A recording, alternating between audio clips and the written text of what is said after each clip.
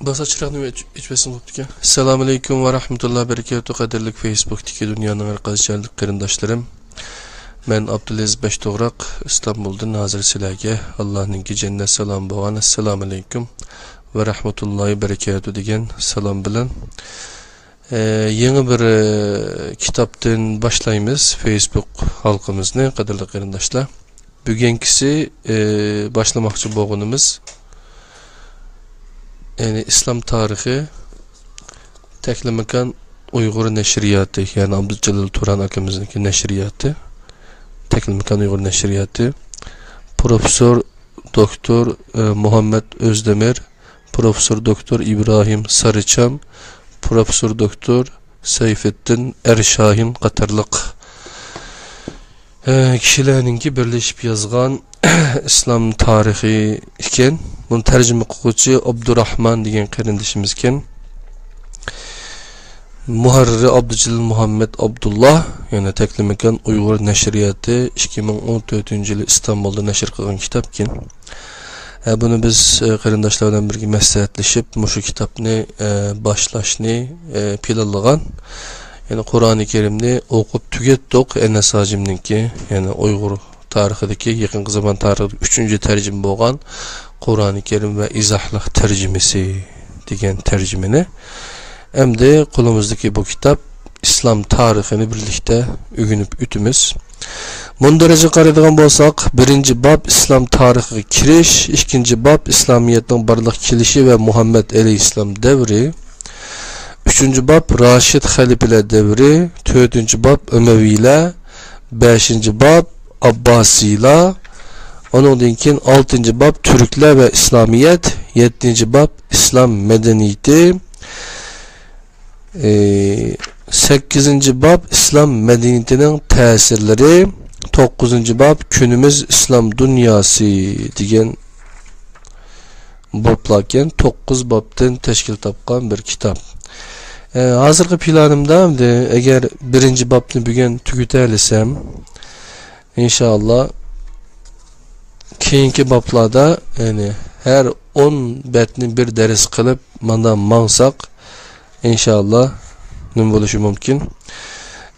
Ben kiri sözlü bir kata okup ütey. Onun dinkin İslam tarihi kirişka ütümüz. 1. bab İslam tarihi kirişten nime var kendisi? İslam tarihinin timisi, dairesi ve metodi. 2. tema İslam tarihşünaslığının barlıq gelişi ve terakkiyatı. 3. İslam tarihinin asası mənbələri. 4. Müslümanlar işletken kalendarlar. 5. İslam tarihinin başka bilimler bilen boğan münasibeti. 2. babda İslamiyet'in barlıq gelişi ve Muhammed Aleyhisselam degen tema. Bunun da 1. çoğ tema İslam barlıq kelgen devir. Ondaki medeni ve ictimai ahvali, onundaki iktisadi hayat, onundaki dini hayat degen 3 küçük temadan teşkil tapıdiken. 2. mavzu Muhammed Aleyhisselam'ın peygamber buluş ve İslam'ın Mekke devri degeni. Bunun da İslam'a çağırış, müşriklerin karşı körüstüşü, Habeşistan'a hicret kılış ve onunla ergişip yüz bergen özgürüşler, onunla Akabe beyti. 3. mavzuda İslamiyet'in Medine devrinde, bunun da 3. mavzunun 1. temisi Medine şehir devletinin kuruluşu, onun aslında küçük temide Medine'de kılıngan tuncu işler. 3. mavzununki 2. temisi siyasi ve harbi terakkiyatlarda, bunun da müşrikler bilen boğan münasibetler, tuncu seriye ve gazat, Uhud uruşu ve onunla ergişip boğan özgürlükler, ehli kitap bilen boğan münasibetler, İslami tebliğ faaliyetleri. 4. küçük mavzuda Peygamberimiz vefat boğan vaxtıda İslam'dan tarqılış ahvali degenler. Mezmunlar. Hem de 3. bab Raşid Halifeler devri.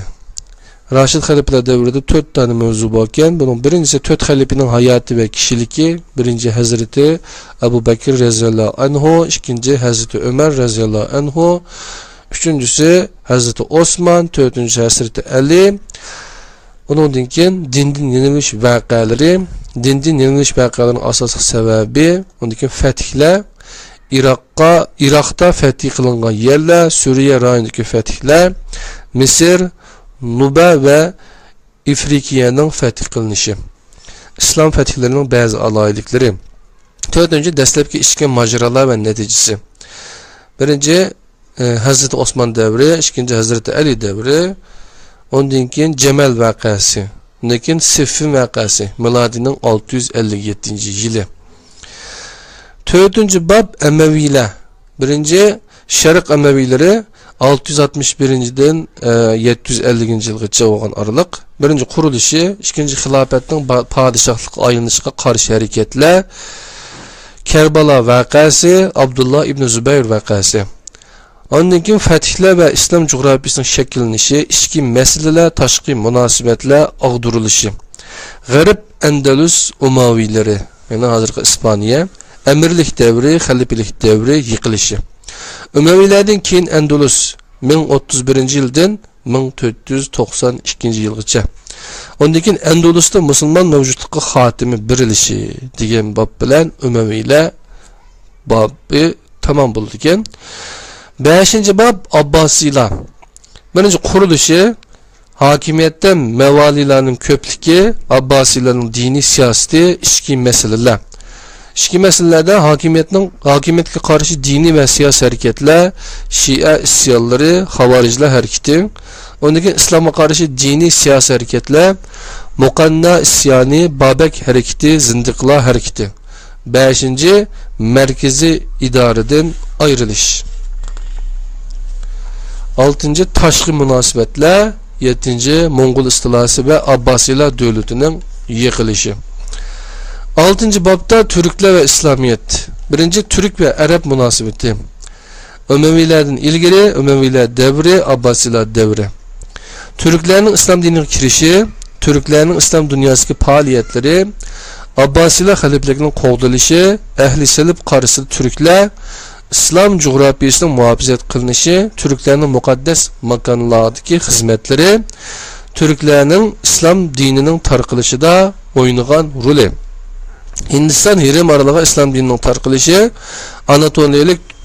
Anatoliyanın Türkleşişi ve İslamlaşışı, Balkan rayonuna İslam dininin tarqılışı, Müslüman Türk devletleri, Tuncu Müslüman Türk devletleri, Büyük Selçuk devleti ve onunla tabi olan devletler, Osmanlı devleti, İran'da hakimiyet kurgan Müslüman Türk sulalaları, Orta Asya ve Hindistan'da kurulgan Müslüman Türk devletleri, Mısır'da kurulgan Türk devletleri, Şarkı Avrupa'da kurulgan Türk devletleri.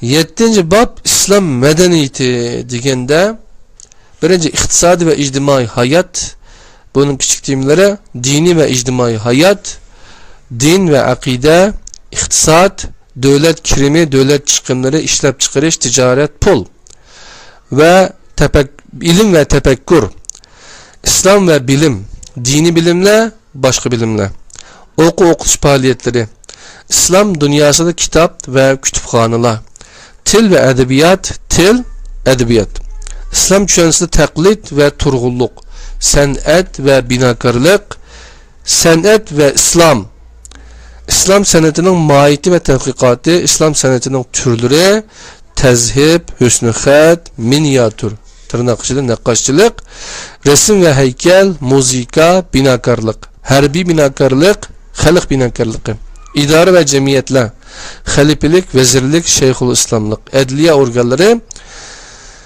qazilik, mahkemeler, bazar başkuruş, sakçı teşkilatı, ordu, armiye ve vakıflar. Vakıflarının hizmet sahaları, vakıflarının başkuruluşu, bazı vakıflarının hizmetleri, futuvet ve ahilik. 8. bab İslam medeniyetinin tesirleri. İslam medeniyetinin haslığı ve alaylığı, garipki gözetken tesiri, Balkanlarga gözetken tesiri, İslam medeniyetinin Hind ve Xitay medeniyetleri gözetken tesiri, Rusiyaga gözetken tesiri. 9. bab günümüz İslam dünyası.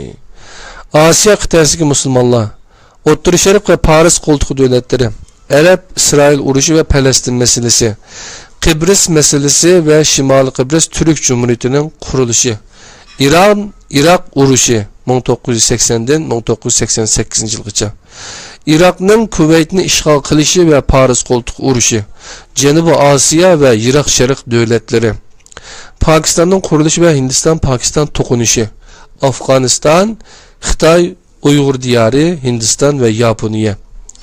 Kavkaz ve Orta Asya devletleri, Sovyet İttifakı'nın parçalanışı ve Türk Cumhuriyetlerinin müstakilliği. Kavkaz, Kavkaz'daki başka Müslüman Türk halkları, Orta Asya Türk Cumhuriyetleri. Sabık Sovyet İttifakı'da mevcut olan başka Türk halklarının günümüzdeki ahvali. Afrika kıtasındaki Müslümanlar, Şimal Afrika'daki İslam devletleri, Mısır, Libya, Tunis, Algeriya, Marrakeş Padişahlığı, Mauritanya İslam Cumhuriyeti, Garbi Sahra, Orta ve Cenubi Afrika devletleri. Balkan ve Avrupa devletlerindeki Müslümanlar, Albanya, Bosna Hersek Cumhuriyeti, Bulgariya ve Girsiyadaki Müslüman Türkler, Garbi Avrupa'da yaşayotgan Türk ve Müslüman halklar, Amerika kıtasındaki Müslümanlar, Türkiye bilen İslam devletleri oturuşu iktisadi münasebetler, İslam Kurultayı Teşkilatı, Karadeniz İktisadi Hemkarlığı, Bağdat Teşkilatı, Terakkat üçün rayin karakterlik teşkilat, İktisadi Hemkarlık Teşkilatı degan bilen qadrli qarindoshlar, qo'limizdagi bu İslam tarihi degan asarni tugatgan bo'ldik. Allah bu kitobni tuzgan va nashr qilgan qarindoshlarimizning rozi bo'lsin, o'qiganlarning rozi bo'lsin. Hozir endi men birinchi bab İslam tarixiga kirish deganni boshlayman, qadrli qarindoshlar.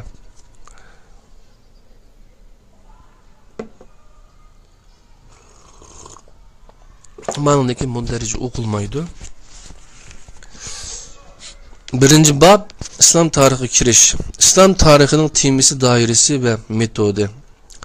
Har qanday bir bilimning o'ziga xos temisi va doirasi bo'lgandek, İslam tarixining o'ziga xos temisi va doirasi bor. İslam dini meydana kelgandan boshlab kunimizgacha bo'lgan aralıqda musulmonlar beshidan o'tkazgan tarixiy voqealar va bu bilimning asosiy mazmunini tashkil qiladi. İslam tarixi degan atalg'u musulmonlarning islom dinini qabul qilgandan keyingi tarixini ko'rsatadi. İlgirki vaqtlarda islom tarixining mazmuni musulmon hukmronlarning siyosiy faoliyatlarini o'z ichiga oladi. Bu sababdan musulmon tarixshunoslar asarlarida umuman ichki va tashqi voqealar ustida to'xtalgan. Masalan, bir davlatni bayon qilgan vaqtda asos bu davlatning qurilishi, hukmronlari qo'shnilar bilan bo'lgan munosabatda urushlar ve ichki isyanlarga qarshi olgan tadbirlarni bayon qilgan. Kunimizda bu xil bayon qilish usulida o'zgarish bo'ldi. Siyosiy voqealarni bayon qilish bilan birlikda iqtisodiy, ijtimoiy va madaniy sohalarda yuz bergan o'zgarishlar islom tarixining doirasiga kirdi. Dastlabki davrlarda islom tarixshunoslari metod jihatdan rivoyat shaklini asos qilgan. Bu metodga asosan voqealarga munosabatli fikrlarga o'zining izohat va fikrlarini o'ttirib qo'ymasdan, tarixiy tartib bo'yicha yillarga asosan bayon qilish usulini qo'llangan. O'rta asrdagi davrlarda islom dunyosi yozilgan umumiy islom tarixi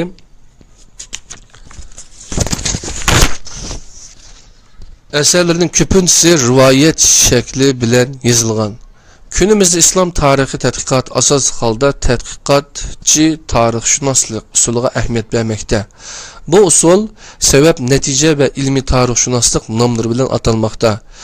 Tədqiqatçı tarixçılıqni asas qılğan İslam tarixçisi vaqealarga münasibətlik əhvallarını yazış bilen kifayə qılmaydı. Andı bilen bilim mənbələri tırnaq içində kitap, risale, şiir, divan, xətçək, kelişim, qazan, qo'mi, sapal qaça, pul, heykel qatarlıq qadimki medeniyet yadigarlıqları. Yani bilim mənbələri depdi.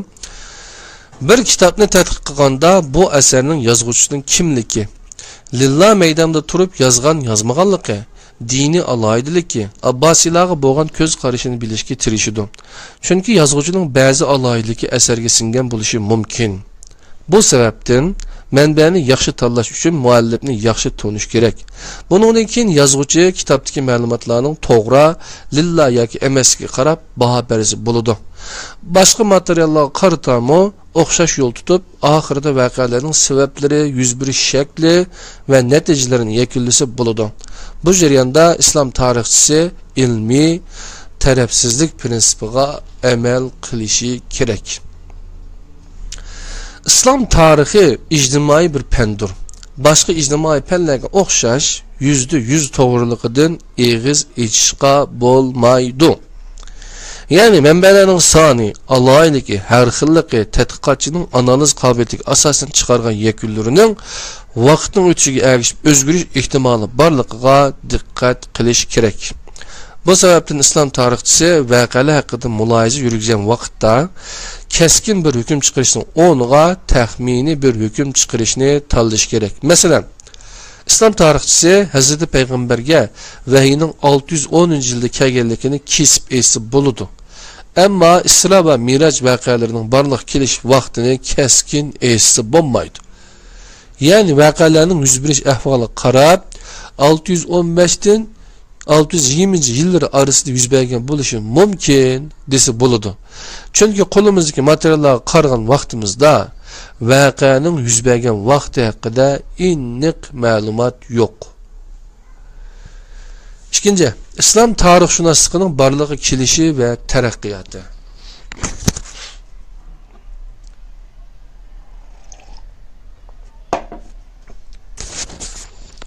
İslam tarixshunosligining borlig'i kelish va taraqqiyoti to'g'ri. İslam tarixshunoslik ilmi Payg'ambar alayhisolamning hayoti va urushlarini tema qilgan tadqiqotlar bilan boshlangan. Bular siyer, terjimahal ve mag'azi asarlar deb ikkiga bo'linadi. Bu tadqiqotlarning boshlang'ichi Payg'ambar alayhisolam davriga qadar yetib bordi. Ayni vaqtda Payg'ambar alayhisolam hayot vaqtida ba'zi sahobalar uning so'zlarini xotirlab mangan. Sahabelerden keyin tabiun deb atalgan nesillar arasida Payg'ambar alayhisolamning hayotini bilishga intilish texmi yukselgan. Ular Payg'ambar alayhisolamning davriga yetishmaganligi uchun uning hayoti shaxsi aloyidagi ilib borgan urushlarga favqulodda qiziqqan. Bu xil qiziqish ularni Payg'ambar alayhisolamning hayotini yaqindan bilishga undigan. Bu haqda murojaat qilingan eng muhim manba Payg'ambar alayhisolamni ko'rgan, onun bilan davomli birga bo'lgan sahobalar edi. Ular sahobalar bilan ko'rishib Payg'ambar alayhisolam haqidagi rivoyatlarni to'plagan. Abbasiylar davrida siyer va mag'azi haqidagi tadqiqotlar texmi ko'payib, bu haqda ko'plagan asarlar yozilgan. Masalan, İbn Isaqning Kitabul Mag'azi nomli asari bu tadqiqotlardan biridir. Bu asar 3 bobdan tarkib topgan bo'lib, birinchi bobda Hazreti Adem alayhisolamdan boshlab Hazreti Muhammed alayhisolamga bo'lgan barliq payg'ambarlar ve cemiyetlerinin tarihi. İkinci bobda Hazreti Peygamberinin Allah'ın elçisi bilib evatilishi, üçüncü bobda Hazreti Peygamberinin elib bağan uruşları tefsili bayan kılıngan. Onun bu eseri özünün yerim eseri keyin İbn Hişam tarafından qisqartılıb Siretun Nebeviyye Peygamberinin tercümalı namıda okurmenlerge təqdim kılıngan. Kur'an-ı Kerim tarixga münasibetlik bir qancha temaga yer bergan. Masalan, burunqi millatlarning beshiga kelgan voqealarni bayon qilib, insoniyat tarixida har xil davrlarda avatilgan payg'ambarlarning elib borgan faoliyat va kurashlarini tarix sifatida o'ttirib qo'ygan. Bu orqali musulmonlarning tarixdagi millat va xalqlarning beshiga kelgan balo musibatlardan ibrat olishga chaqirgan. Kur'an o'ttirib qo'ygan bu ko'z qarash musulmonlarning o'zlaridan ilgirki dinlar va millatlarning tarixini bilishga turtki bo'lgan. Bu turtkiga asosan Abbasiylar davrida Vizantiya, İran va Hindiston tarixi bilan munosabatli asarlar arabchaga tarjima qilingan. Musulmonlar bu tarjima asarlarga tayanib bu millatlarning tarixiga oid yangi ma'lumotlarga ega bo'lgan. Neticede ilgirki davrdagi taxalluqlarning tarixi ve İslam dini barliq kelgandan boshlab musulmonlar o'tirib yuz bergan voqealarni asosiy tema qilgan tarix asarlar barliqqa kelgan. Umumiy tarix sohasida yozilgan eng mashhur kitoblarning biri Abu Ja'far at-Tabarining Millatlar ve Hükümdarlar tarixi, Tarixul Umumem vel Muluk nomli asaridir. Yani milletler ve hükümdarlar tarihi. At-Tabari bu eserde insanın yaratılışı, İslamiyet'in barlıq kelişi ve özünün ölümü, miladi 922 yıl ki kadar boğan ehvallarını yazıp kaldırgan. Musulman tarixşünaslar bir taraftan umumi tarix sahasida eserler yazsa, yeni bir taraftan xanlıq tarix hakkında xanıdan tarixi, şəhər və rayon tarixi haqqında şəhər, rayon tarixi qatarlıq əsərlər yazğan. İslam dünyasının Mekke, Medine, Konya, İstanbul qatarlıq mühim şəhərləri bilan birgə Hicaz, Yemen, Demeşq, Mavara-ün-Nehir, Xurasan, Misir qatarlıq şəhər və dövlətlərinin tarixlərini mə yazıb qaldırğan. İslam barlıq kelgan tunji əsrdən başlap sahabə, tabiun qatarlıq hər sahadakı alim və hökümranlarının hayatları musulmonlar arasında qiziqish noqtası bolğan. Bu qiziqish nəticəsində tabaqat və tərcüme kitapları deb atalgan biyografi eserleri oturğa çıqqan. Mesela miladi 845 yılda vafot bolgan İbn Said Kitab-ı Tabaqatil Kabir namlıq əsrdə Peyğəmbər əleyhissalamni onundan keyin sahabelərin hayatı münasibət əhvallarını yazğan. Birimi 282 yılda vafot bolgan İbn Halilkan isimli yeni bir alim İslamiyet barlıq kelgan tunji əsrdən başlap özünün davrikiş bolgan məşhur hükümranlarının və hər sahadakı ilim alimlarının hayatları haqqındakı məlumatlarını bir yerге toplagan. Nəsəb kitaplarda Ərəb qabillərinin şəcərləri haqqında məlumatlar toplagan. İslam tarixşünaslığının tərəqqatı töhfə qoşqan yeni bir bilim sahəsi futuhat əsərləridir. Müslümanlar Raşid xəlifə, yəni 4 xəlifələr devrede Arap yerim araldan halqıb ütüb Şərq və Qərbdə köplügən tupraqlarını fəth qılğan. Bəzi musulman alimlar bu rayonların qaçan və qandaq fəth qılınğanlığını bayan qılğan kitablarını yazğan. Bu əsərlər futuhat əsərləri deyə atalğan. Bunların içində ən məşhur deyə atalğanı Futuhul Buldan rayonların fəth qılınışı namlıq əsərdir.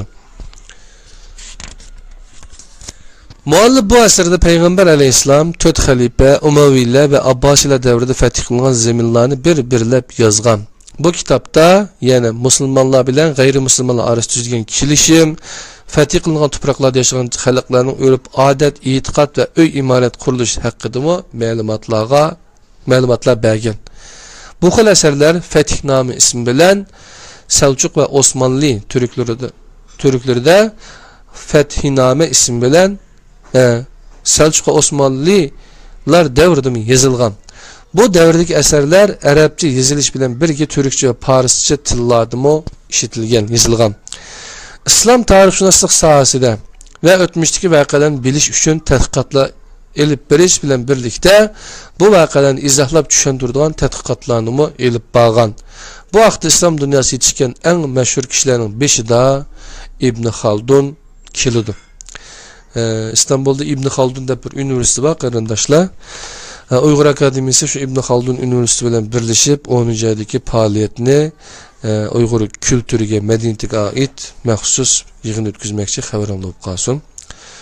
Üçüncü, İslam tarixinin asası mənbələri. İslam tarixinin asası mənbələri eğizci, yazıqçı və mədəni yadikarlıqlar deyib 3-ə bölünüdü. Birinci A. Eğizci mənbələr. Bunlar eğizdən eğizə ötüb, evlatdan evlatqa rivayet qılınıb kelgan tarixqa münasibətlik şiir, hikayə, əfsanə, dastan, mənqəbə, jumur və maqal təmsildən ibarətdir. Məsələn, Peyğəmbər Əleyhisselamın hayatına münasibətli məlumatlarının bir qismini bir neçə əsrdən biri insanlar oturursa eğizdən eğizə rivayet qılınıb kelgan eğizci bayanlar təşkil qılğan. Bunların toplanışı və yazılış nəticəsində siyar və məğazi əsərləri oturğa çıxqan. B. Yazıqçı mənbələr. İslam tarixi ait hər sahədə yazılған köp sanda yazma əsərlər var. Bunların 5'i də Qur'an-ı Kerim kilidir. Qur'an-ı Kerim bir din kitabı buluş bilen birgə cəhaliyət dövründəki Ərəblərin dini itiqadi, iqtisadi, ictimai əhvali, Peyğəmbər Əleyhisselamın İslamını təbliğ qilish jarayoni, hətta onun şəxsi hayatı haqqında birinci qol material buluş sübütü bilen bəzi asas məlumatlarını öz içine alıdı. 14. əsrdəki Qur'an-ı Kerim'nin resmi deyib, bunu resimini göstərdi.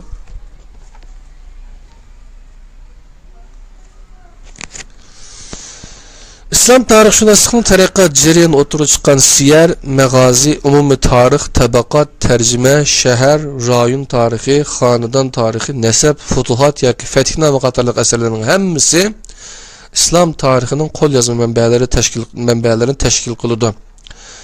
Bunlar yəni mədəniyyət tarixi cəhətdən mühim bolğan ədəbi əsərlər, müsəlman və əcnəbi səyyahçilərinin İslam dünyasını səyahət qılğanını yazıb qaldırğan sayahat namları ta'sirat, sayohat xotiralari buning ichiga kirdi. İslam tarixinin eng muhim yazıqçı mənbəlaridan biri arxiv belgiler bo'lib, bular har xil belgilerden tarkib topgan. Masalan, o'tmishdagi musulmon davlatlarda hukmronlar o'rtasidagi xatchaklar, farmon, hurlik belgisi, ahdnoma bilan mahkama ko'chikleri qatorliqlar bo'libmi, Osmanlı tarixi tadqiqotida bu xil belgilerin nihoyat muhim roli va ahamiyati bor. İlgiriki musulmon davlatlar ichida eng ko'p Osmanlılar munosabatli arxiv belgileri günümüzgacha yetib kelgan. Miladi 1342 yildagi bir kitoba debdi. Meni resimga qarasanglar. Devletimiz yani Türkiye'de 20'den artık devletinin tarihi bayan kılınan milyona yakın arxiv belgesi saklanmakta. Bu belgelerin en mühim hususiyetinin biri işençilik bolğanlığıdır. Medeniyet yadigarlıklar. Ma'lum yerlerde yoki üstü uçuk muzeylarda saklangan musulmonlar bilan munosabatlik har xil narsalarni o'z ichiga olgan eşyalar. Masalan, bir tarixiy jamining kirish eshigi ustida bu xil jamining qachon kim tarafidan silinganligi bayon qilingan, yozilgan kichik tekistlik xat bo'ladi. Bu kitoba deyiladi. Bunga o'xshash madris, karvonsaroy, hammom va boshqa tarixiy asarlarning ustidami bunga o'xshaydigan kitobalar bo'ladi. Bu kitobalardagi ma'lumotlar bir tarix tadqiqotchisi uchun muhim manbadir. Yana bir tarafdan haykal, qabr toshlari, medalyon, tamg'a, pul, naqshli qachiqucha, sapal idish qatorliq eşyalarmi islom tarixining manbasi hisoblanadi. 4. Musulmonlar ishlatgan kalendarlar. İslamdan ilgili cahiliyet deb atalgan davrlarda oyning harakatlariga qarab tuzgan bir kalendar ishlatilgan. Bu kalendar ayning dunyo atrofidagi harakatlarida bir vaqtni bekitishda vosita qilinish orqali o'tirg'i chiqqan. Bu kalendar asosan oylarning ba'zi 29, ba'zi 30 kun qilib bekitilgan. Cahiliyet davrida bir kalendar tuzish fikri bo'lsa-mu, ammo voqealarning tarixiy yilnomini bekitishda muhim bir boshlang'ich nuqtasi bo'lmagan. Tarixni xotirlash ishi har qaysi joylarda yuz bergan muhim voqealarni bir nuqta qilish orqali hal qilingan. Masalan, milodi 571-yilda Habashliklarning oldida fil bar bir qo'shin bilan Ka'bani yiqish uchun Makkaga besib kelishi Makkaliklar uchun muhim bir voqea edi. Tarixda bu voqea fil yili deb atalgan. İslamiyet barliq kelgan yillarda voqealarni yilnomalarga ayirishda va bu voqea boshlang'ich nuqta qilingan. Bunga o'xshash bir voqeaning vaqtini bekitishda fil yilidan mancha yil ilgari yoki keyin deb bekitilgan bo'lgan. Hazreti Ömer radhiyallohu anhuning xalifaligi, ya'ni 634-yildan 644-yilgacha davrida bir maslahatchilar hay'ati qurib, bu hay'at bilan bir kalendar tuzib chiqish haqida muzokara olib borgan. Hay'at a'zolaridan Hazreti Ali radhiyallohu anhu payg'ambar alayhisolamning Makkadan Madinaga hijrat qilgan vaqtini kalendarning boshlang'ichi deb bekitishni tavsiya qilgan. Bu tavsiya hay'at tarafidan qabul qilingan. Shuning bilan Hazreti Muhammad sallallohu alayhi va sallamning vafotidan 11 yil keyin hijriya kalendari o'tirg'i chiqqan. Hijriya kalendarining boshlang'ich kunini 1 Muharram deb bekitgan. Hijri yilni tashkil qiladigan oylarning ba'zi 29, ba'zi 30 deb bekitilgan. Hijri yilda 1 yil 354 kun, 8 soat, 48 minut, 36 sekunddir. Azlık hep kaldı, kaderli qarindoshlar, o'qib o'tili. Yani hijri yilni tashkil qiladigan oylarning ba'zi 29, ba'zi 30 deb bekitilgan. Hijri yilida 1 yil 354 kun, 8 soat, 48 minut, 36 sekunddir. Hijriya kalendarida har yil 10 yoki 11 kun oldiga mang'idi. Milodi kalendariga o'xshash muqim bo'lmaydi. Bu sababdan oylarning yerlari mavsumlarga qarab davomli o'zgaradi. Ramazan ayida bu ahvol texmi ochiq ko'rildi. Ramazan ayi har yil 10 kun burun keldi. Masalan, bu yilgi Ramazan 1 martda boshlangan bo'lsa, kelar yili 20 dekabrga, ondan keyingi yili 10 dekabrga to'g'ri keladi. Bu xil o'zgarish davom qiladi. Hazreti Ömer radhiyallohu anhu davridan boshlab musulmonlar hijriya kalendarini rasmiy ishlatishga boshlagan. Hijriya kalendari bilan birga boshqa kalendarlar ham ishlatilgan. Bu kalendar qadimgi İran kalendari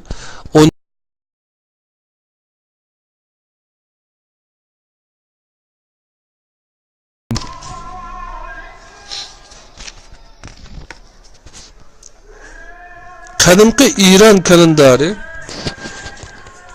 yani hijriya kalendari bilan birlikdeydi. Qadimgi İran kalendari 12 hayvallık Türk, Möçel Türk kalendari, Rumi yili kalendari ve Julian kalendari ibaret ettim. Qadimgi İran kalendari Quyosh yili sistemimiz asasında tuzilgan bu kalendarda bir yıl 12'ga bölündü. Her ay 30 gün deb bekitilib, bu aylarning toplamiga 5 gün qo'shilib 1 yil 365 gün qilingan. Selçuklular davrida bu kalendarga qaytadan qarab chiqilib, ba'zi tuzatishlar kirgizilgan. Bu kalendarga Buyuk Selçuk Sultanı Jaloliddin Melikshah 1072'den 1092 yılgacha aralıqda tarafidan tuzatish kirgizganlik uchun bu kalendar tarixda Jaloli ismi bilan atalgan. İlixonli hükümdarlarından G'azat Xon 1295'ten 1304 yılgacha bu kalendarga tuzatish kirgizgan. 12 hayvallık Möçel, yani Türk kalendari. Bu kalendar Türkler tarafından icad qilinib, keyin Cunguluklar tarafından ishlatilgan. Bu kalendar işletilish ahvoliga qarab ikkiga ayrildi. Biri astronomiya sohasida ishlatilgan ilmiy kalendar bo'lib, bu kalendar bir yil 365 kun qilib bekitilgan 24 oyga bo'lingan. Yana birisi xalqning ishlayotgan kalendari bo'lib, bu kalendar oy va quyosh sistemiga asosan tuzilgan.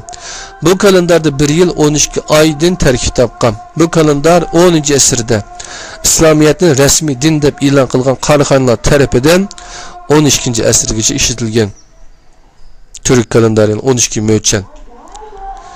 Rumi yil kalendari bu kalendar Osmanlı padişahı 3. Selim davrida barliqqa kelgan. Hijriya kalendarda aylar fasllarga qarab davomli o'zgarib turganlik uchun boj yig'ish va maosh taqish qatorliq ishlarda qiyinchiliklar duch kelgan. Bu qiyinchiliklarni hal qilish uchun mart oyini mali yil 5 qilib bekitgan. Ya'ni mali yilni quyosh yili qarab hisoblash qaror qilingan. Davlatimiz, ya'ni Turkiyada Rumi kalendari deb atalgan Rumi yilini ishlatilishining boshlang'ichi bu xil usulda elib berilgan. Gregorian kalendari. Bu kalendar günümüzde miladi kalendari deb atalib, dunyo millatlar bilan musulmon davlatlar orasida ishlatilmoqda. Bu kalendar tunji qatim ishlatganlar Misrliklardir. Uningdan keyin Rimliklar ishlatgan. İmparator Julius Caesar tarafidan miladdan ilgari 46 yilida ba'zi tuzatishlar qilingan. Masalan, bu tuzatishning natijasida yangi yil miladdan ilgirki 45 yildan boshlab 1 yanvarda boshlangan. 1582 yilda Papa 8. Gregorian tarafidan yana bir qatim tuzatilib, xatolikqa az holat keltirilgan. Bu sababdan g'arb millatlar bu kalendarni rasmiy kalendar deb qabul qilgan. Bu sababdan resmi kalendar deb qabul qilgan. Turkiya Cumhuriyeti bu kalendarning to'g'riligi va g'arb davlatlari bo'lgan munosabatini ko'zda tutib 1925 yil 26 noyabrdan boshlab rasmiy ishlatishga boshlagan. Miladi kalendarda yer sharining quyosh atrofida bir qatim aylanishi 1 yil deb bekitilgan. Bu kalendarda 1 yil 365 kun 50 soat 47 minut 48 sekunddir. Hijriya kalendarida qandaqdir qadrli qarindoshlar? Hijriya kalendarida 1 yil 354 kun 8 saat 48 minut 36 sekund. Miladiya kalendarida 365 gün 5 saat 47 minut 48 sekund. 5. İslam tarixi münasebetini okup onundaki tügütümüz namazımızda okuyumuz. İslam tarixçisi öz sahasida tədqiqat edib bağında ətraflıq bir yekun çıxırış üçün fəlsəfə, cəmiyyətşünaslık, sənət tarixi, insanşünaslıq, filologiya, coğrafiya, pul muamele qatarlıq ictimai fəllərinin yekun və xulaslardan faydalandı. Məsələn, cəmiyyətşünaslıq bu ilim sahası cəmiyyət və cəmiyyətdəki hər xil təbiqə, qrup və bula oturuski özgürlüklərini tədqiq qıldığan fən. Bu ilim sahası tarixqa o'xshash kelgusini emas, o'tmishni tadqiq qiladi. Cemiyetşünaslık bu alaylığı bilen İslam tarixiga muhim hisse qo'shilgan bir ilim türüdür. Yana başka bir misal üçün filologiyani misal qila alaymiz. Bir cemiyetning tilini bilmey turup tarixini bilish mumkin emas. Bu sebepten Peygamber Aleyhisselam devrini tadqiq qilgan bir İslam tarixchisi bu devr bilen münasebetlik til ve edebiyat tadqiqatidan foydalanish zarurligini his qiladi. Bazı ictimai pəllərinin İslam tarixi paydası boğunudək, İslam tarixinin bu pəllərə paydası boğan. İslam tarixinin birinci vəzifəsi ötmüşdə yüz bergan vəqələrə münasibətlik toğru məlumatlarını ortaya çıxarıb, bu məlumatlara asasən toğru yekun çıxırışdır. İslam tarixi bu xil alaylığı bilen ilahiyyatqa münasibətlik bilimlər üçün asas tayarlab durdu. Məsələn, din cemiyetşünaslığı ötmüşdəki Müslüman cemiyetlərini tədqiq qılğanda fakat İslam tarihi təminləyən materiallarına asas qıldı. Mezhepler tarihi, mezheplerin ortaya çıxışında rol oynayan siyasi, ictimai ve medeni fəaliyyətlərini körüsüb birlikdə İslam tarihi təminləyən materiallara muhtaç bulundu. Bunun oxşaş təfsir şunaslıqmı ayetlərin nazil buluş səbəblərini körüsüşdə siyer ve məğazi kitaplarından faydalanıldı. Depte qadirli qarindaşlar. İnşallah ikinci halkımızda İslamiyet'ten barlıq gelişi ve Muhammed Aleyhisselam'ın devri degenini ügündükemiz qadirli qarindaşlar.